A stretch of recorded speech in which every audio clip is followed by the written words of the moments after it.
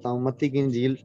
उसके 17वें बाब में उसकी 15वीं से 21वीं आई से दुआ के बगैर नहीं जाती, लेकिन इसमें इसको फास्टिंग के साथ लिखा गया है, kind does not go prayer and fasting. उन्होंने बोला और फिर वो चले गए, और जब वो गए तो शागिर्द जब खाना खाने बैठे तो जुर्रत करके फिर पूछा उनमें से एक ने कि ये हमसे क्यों नहीं हुआ, और फिर जीसस क्राइस्ट ने उन्हें आंसर किया इस आयत के अंदर के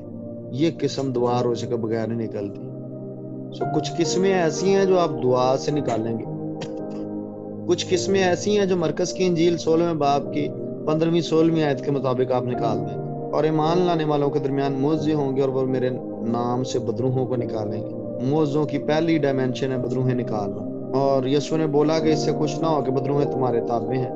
बल्कि इससे कि तुम्हारे नाम किताबें में लिखे हैं। मतलब ये है कि अगर कोई बदरूह निकाल रहा है तो वो ये समझे कि वो आसमान पर रजिस्टर्ड है,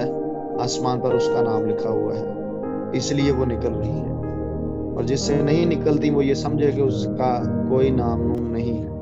वो अथॉरिटी नहीं रखता, वो अथॉरिटी जो जीसस क्राइस्ट दे कर गए हैं वो उसको नहीं मिली हुई। ये कोई गिफ्टिंग नहीं है, ये हर ईमानदार निकाल सकता है। अगर उसका नाम किताब याद में दर्ज है तो वो निकाल सकता है। इसके ऊपर वाला लेवल जो है वो दुआ वाला है, दुआ से कुछ निकालेंगे आप, ईमान से कुछ निकलती है, कुछ दुआ से निकलती है, और कुछ फास्टिंग से निकलती है, फास्टिंग से निकलती है। ये याद रखिएगा, मैंने अपने रूहानी बाप को, अपने जिस्मानी बाप को फास्टिंग करते हुए देखा, और जब वो फास्टिंग करके बाहर निकलते थे तो डीमंस को सम टाइम तो कमांड ही नहीं करनी पड़ती थी, वो खुद ब खुद मैनिफेस्ट होकर खुद ब खुद ही निकल जाती थी, रूल कुदस के फ्लो की वजह से, इजी फ्लो की वजह से उन जिंदगियों के अंदर से। और सम टाइम अगर कमांड करनी भी पड़ती थी तो वो आला इतना तेज होता था, वो खुदा के कलाम की वजह से शार्प हो चुका था फास्टिंग की वजह से, कि वो जीसस क्राइस्ट का नाम मेंशन करते और वो फौरन से पहले